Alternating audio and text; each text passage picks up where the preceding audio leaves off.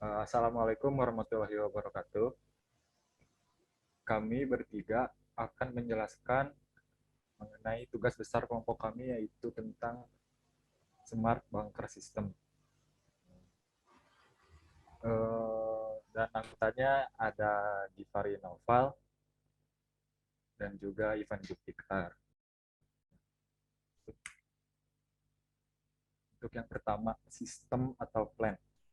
Bunker adalah tempat yang berfungsi sebagai rumah atau tempat berlindung yang aman bagi orang saat terjadi bencana alam ataupun hal yang tidak diinginkan.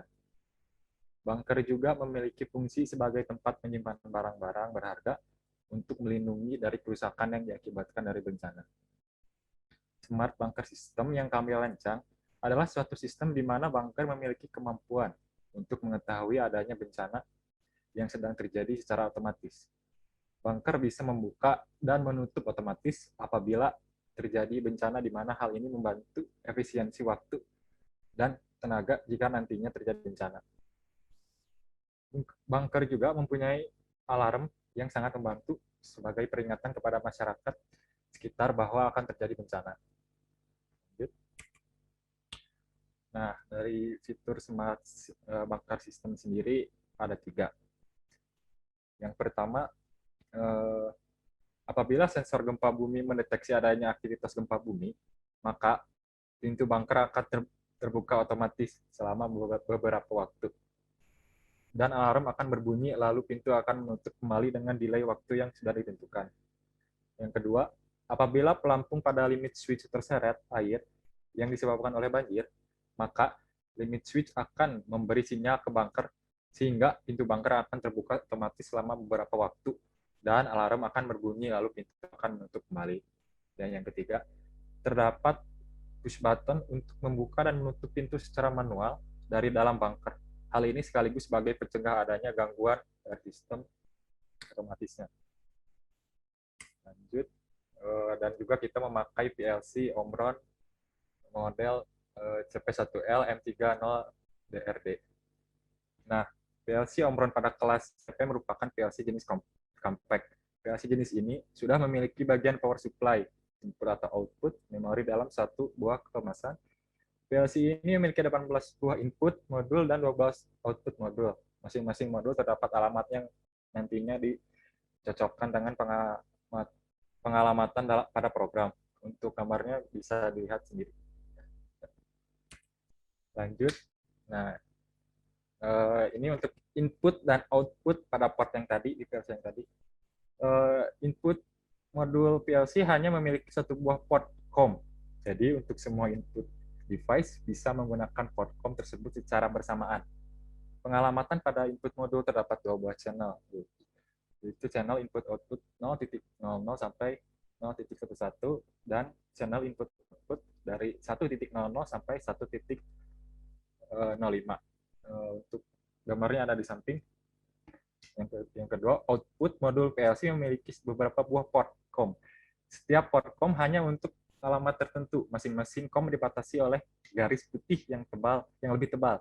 Pengalamatan pada output modul terdapat 2 channel, yaitu channel input output 100.0 sampai 100.07 dan channel input output 101.00 sampai 100.03. Untuk gambarnya ada di sebelahnya. Nah, untuk sensor dan akuator akan dijelaskan oleh teman saya, yaitu Saudara Gipari. Ya, Saudara Gipari, saya persilahkan. Oke, jadi di sini saya akan menjelaskan tentang sensor dan aktuator maupun komponen yang dipakai pada sistem kami ini. Nah, yang pertama itu ada sensor gempa model seismik Asbil VBC 7000. Sensor seismik VBC 7000 ini dapat dipasang pada peralatan industri umum dan peralatan bisnis dan digunakan untuk mencegah bencana dengan membunyikan alarm, mencegah kebocoran gas berbahaya, dan melakukan pemadaman darurat peralatan saat terjadi gempa bumi. Untuk fitur-fiturnya, yang pertama ada mendeteksi gerakan gempa. Produk ini dirancang sedemikian rupa sehingga tidak mungkin diaktifkan oleh getaran dari kendaraan atau mesin, ataupun langkah kaki dari manusia atau hewan. Jadi hanya ada sedikit alarm palsu. Yang kedua, ada indikasi yang mudah dipahami. Saat diaktifkan oleh gempa bumi, warna jendela indikator atau lampu berubah dari hijau menjadi merah. Yang ketiga, akselerasi horizontal yang dapat dipilih. Percepatan horizontal dapat ditentukan antara 12 dan sampai 250 gal. Yang keempat, mendeteksi getaran horizontal dan vertikal. Lanjut. Nah, untuk cara kerja si sensor ini, jadi si sensor internal dipasang ke magnet permanen seperti yang ditunjukkan di gambar di bawah ini. Jika gempa bumi terjadi dan sensor dikenai gaya yang melebihi akselerasi horizontal yang dipilih, maka si sensor langsung turun dan memaksa tuas yang mengaktifkan saklar mikro. Hal ini menyebabkan pergantian kontak normally close menjadi normally open, sehingga memberikan tegangan masukan atau input ke PLC. Lanjut. Selanjutnya ada limit switch model Omron D4C. Nah, limit switch ini merupakan jenis saklar yang dilengkapi dengan katup yang berfungsi menggantikan tombol. Prinsip kerja limit switch sama seperti saklar push on, yaitu hanya akan menghubung pada saat katupnya ditekan pada batas penekanan tertentu yang telah ditentukan dan akan memutus saat katup tidak ditekan. Limit switch termasuk dalam kategori sensor mekanis, yaitu sensor yang akan memberikan perubahan elektrik saat terjadi perubahan mekanik pada sensor tersebut. Penerapan dari limit switch ini adalah sebagai sensor posisi suatu benda atau objek yang bergerak. Simbol limit switch ditunjukkan pada gambar berikut. Lanjut. Selanjutnya ada push button. Push button ini adalah saklar yang berupa tombol dan berfungsi sebagai pemutus atau penyambung arus listrik dari sumber arus ke beban listrik. Suatu sistem saklar tekan push button terdiri dari saklar tekan start, stop reset, dan saklar tekan untuk emergensi. Push button memiliki kontak normally close dan normally open. Prinsip kerja push button adalah apabila dalam keadaan normal tidak ditekan, maka kontak tidak berubah. Apabila ditekan, maka kontak NC atau normally close akan berfungsi sebagai stop atau memberhentikan, dan kontak normally open akan berfungsi sebagai start. Biasanya digunakan pada sistem pengontrolan motor-motor induksi untuk menjalankan atau mematikan motor pada industri-industri. Lanjut. Nah, selanjutnya untuk aktuatornya kita menggunakan motor servo model Siemens S1FL6. Motor servo ini adalah sebuah perangkat atau aktuator putar yang dirancang dengan sistem kontrol umpan balik loop tertutup, sehingga dapat di-setup atau diatur untuk menentukan dan memastikan posisi sudut dari poros output motor. Motor servo merupakan perangkat yang terdiri dari motor DC, serangkaian gear, rangkaian kontrol, dan potensiometer. Serangkaian gear yang melekat pada poros motor DC akan memperlambat putaran poros dan meningkatkan torsi motor servo. Sedangkan potensiometer dengan perubahan resistansinya saat motor berputar berfungsi sebagai penentu batas posisi putaran poros motor servo. Penggunaan sistem kontrol loop tertutup pada motor servo berguna untuk mengontrol gerakan dan posisi akhir dari poros motor servo.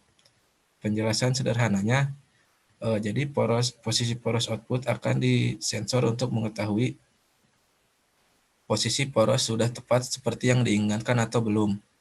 Apabila belum, maka kontrol input akan mengirim sinyal kendali untuk membuat posisi poros tersebut tepat pada posisi yang diinginkan. Lanjut. Nah, untuk komponen selanjutnya ada buzzer. Buzzer ini adalah sebuah komponen elektronika yang dapat mengubah sinyal listrik menjadi getaran suara. Buzzer ini biasa dipakai pada sistem alarm, juga digunakan sebagai indikasi suara. Buzzer adalah komponen elektronika yang tergolong transducer. Sederhananya, buzzer mempunyai dua buah kaki, yaitu positif dan negatif. Untuk menggunakannya secara sederhana, kita bisa memberi tegangan positif dan negatif dari 3 sampai 12 volt. Cara kerja buzzer pada saat aliran listrik atau tegangan listrik yang mengalir ke rangkaian yang menggunakan piezoelektrik tersebut. Buzzer dapat bekerja dengan baik dalam menghasilkan frekuensi di kisaran 1 sampai 6 kHz hingga 100 kHz. Lanjut. Selanjutnya ada LED. LED atau light emitting diode merupakan sebuah komponen elektromagnetik yang dapat memancarkan cahaya monokromatik melalui tegangan maju. LED terbuat dari bahan semikonduktor yang merupakan keluarga diode. LED dapat memancarkan berbagai warna tergantung dari bahan semikonduktor yang digunakan. Cara kerja dari LED hampir sama dengan keluarga diode yang memiliki dua kutub, yaitu kutub positif dan kutub negatif. LED hanya akan memancarkan cahaya apabila dialiri tegangan maju bias forward dari anoda ke katode. Lanjut. Selanjutnya akan dijelaskan oleh rekan saya Ipan. Tanggapan. Baik, saya akan melanjutkan. Di sini ada wiring dari sistem kami. Jadi di sini kami menggunakan PLC jenis Omron CP1L. Lalu di sini dengan inputnya berupa sensor dan push button. Seperti di keterangan, yaitu ada channel input output 0.00 itu dirangkai sebuah sensor gempa bumi. 0.01 dirangkai sensor pendeteksi banjir. 0.02 push button untuk membuka pintu. 0.03 push button untuk menutup pintu. Nah, rangkaiannya ada pada gambar. Jadi di sini di port 01, 02, 03 00, 01, 02 dan 03 itu disambungkan dengan sensor-sensor dan push button tadi. Dan selanjutnya disambungkan juga ke port COM, dan nantinya hasil sambungannya akan disambung lagi dengan sumber tegangan untuk menjalankan sistem ini. Baik, selanjutnya wiring output. Nah, di sini kami menggunakan 4 output, yaitu ada motor servo membuka, motor servo menutup, alarm buzzer, dan juga ada lampu LED, di mana masing-masing di sini channel input outputnya dari 100.00 sampai 100.03. Selanjutnya di rangkaian wiringnya pada gambar, di sini untuk channel input output 100.00 memiliki COM-nya sendiri, 100.01 juga. Untuk 100.02 dan 100.03 ini dirangkai dengan satu COM. Boleh lanjut dulu slide-nya.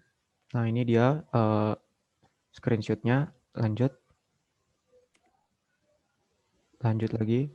Oke, selanjutnya akan langsung dengan aplikasinya masing-masing. Baik, di sini adalah program dari sistem kami menggunakan aplikasi CX Programmer.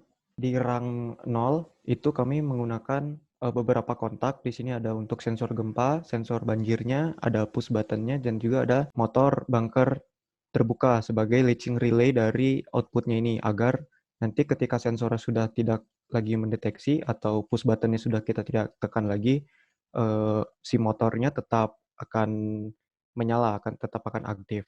Selanjutnya di rang nomor 1 di sini ada motor bunker yang dihubungkan ke alarm buzzer. Jadi nanti apabila motor bunker terbuka, pintunya terbuka, alarm buzzer akan hidup. Dan juga di rang nomor 2 LED, ada LED di sini juga sama. Apabila pintunya terbuka, motornya membuka pintu, motor servo tadi, maka alarm dan LED-nya juga hidup. Lalu di sini ada juga timer. Kami menggunakan instruksi timer, dan timer di sini kami masih set dengan 100 di sini value-nya, jadi nanti akan disimulasikan itu selama 10 detik. Tapi di sini bisa diubah bergantung kondisi dan keperluannya. Jadi timer di sini adalah timer untuk berapa lama sih pintu ini akan kita buka gitu. Jadi di sini timernya rang nomor 5 di sini ada timer lagi. Nah, kalau timer yang di rang nomor 5 ini di sini adalah timer untuk si pintunya ini menutup. Jadi delay dulu selama beberapa saat. Nah, di sini selama 10 detik baru si motornya ini akan bergerak untuk menutup pintunya. Jadi di sini timer kedua ini saling bergantung. Jadi pertama saat timer yang pintu membuka ini aktif, maka timer yang pintu menutup ini juga aktif. Namun di sini ada perbedaan. Kalau timer yang pertama itu pintunya membuka dulu baru delay. Nah, kalau timer kedua ini di delay dulu baru nanti pintunya tertutup. Jadi ketika digabung nanti itu jadinya pintunya terbuka, langsung ada timer selama 10 detik, lalu pintunya menutup. Jadi dia menjadi satu kesatuan. Di rang terakhir, rang nomor 6, di sini ada alamat timernya. Nah, alamat timer ini digunakan untuk supaya saat timernya ini sudah selesai, setelah selesai menghitung mundur, maka motor servo akan bergerak untuk menutup si pintunya. Di sini juga ada alamat push button tutup. Nah, alamat push button tutup ini untuk menutup pintu nanti secara manual dari dalam bunker. Nah, di sini juga ada push button untuk membuka. Langsung disimulasikan ya. Di sini sensor gempanya kita kasih value dia 1. Nah, langsung dia masuk 0 misalkan. Nah, di sini pintunya sudah terbuka dengan timer nih. Timernya jalan. Nah, timer ini juga jalan. Nah, ketika timer sudah selesai, maka servo yang untuk menutup pintu yang akan bergerak. Jadi pintunya tertutup. Jadi dia otomatis untuk membuka dan menutup ketika sensor membaca ada gempa. Selanjutnya, jika ada banjir yang terdeteksi. Nah, jika ada banjir yang terdeteksi, di sini pintunya terbuka karena motor servo, lalu timernya jalan selama 10 detik. Nah, nanti langsung motor servo menggerakkan pintu untuk menutup. Nah, di sini udah nggak on lagi nih yang pintu terbukanya. Jadi langsung tertutup. Lanjut, di sini karena tadi udah secara otomatis, di sini yang secara manualnya. Itu ketika kita tekan push button untuk membuka pintu, nah maka pintunya akan membuka di sini, motor bunker terbuka. Nah, di sini masih belum on untuk tertutup, tapi saat kita mau tutup, menekan tombol tutup, nah pintu bunkernya akan langsung tertutup. Gitu. Jadi di sini ada 3 kondisi tadi seperti yang sudah dijelaskan di PowerPoint-nya. Nah, untuk selanjutnya mungkin langsung ke CX Designer untuk melihat lebih jelas bagaimana sih simulasinya. Di sini kami untuk HMI-nya menggunakan CX Designer. Dan saya di sini akan menjelaskan sedikit mengenai apa aja komponen yang ada di dalamnya. Yang pertama yaitu ini adalah limit switch. Yang kedua ini adalah sensor gempa. Yang ketiga untuk ini adalah push button untuk membuka di pintu bunker, dan yang merah adalah push button untuk menutup si pintu ini. Dan ada juga ini merupakan alarm atau buzzer yang akan berbunyi jika mendeteksi suatu gempa, dan ini adalah timer atau waktu. Mungkin segitu saja. Oke, baik. Jadi di sini saya akan menjelaskan tentang cara kerja si bunker ini sendiri. Untuk kondisi yang pertama, apabila limit switch aktif, apabila ada air, banjir, ataupun tsunami, jadi si katupnya tertarik yang mengakibatkan si limit switch ini aktif.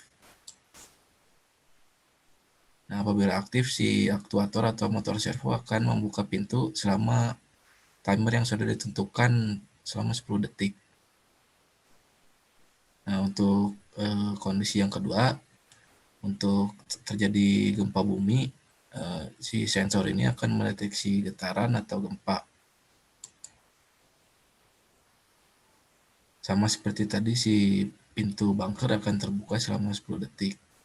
Dan si buzzer akan menyala, memberikan peringatan kepada masyarakat sekitar untuk berlindung atau ada bencana yang akan datang. Untuk situasi genting, kita juga bisa membuka atau menutup pintu bunker ini dari dalam. Untuk membukanya kita cukup menekan tombol yang ini, push button yang hijau. Lalu untuk menutupnya kita bisa menekan push button yang berwarna merah. Mungkin sekian penjelasan dari HMI atau CX Designer yang dirancang oleh kelompok kami. Baik, sekian presentasi dari kelompok kami mengenai tugas besar Smart Bunker System yang kami rancang. Apabila ada salah kata dari kelompok kami mohon maaf. Kami tutup presentasi kali ini. Wassalamualaikum warahmatullahi wabarakatuh.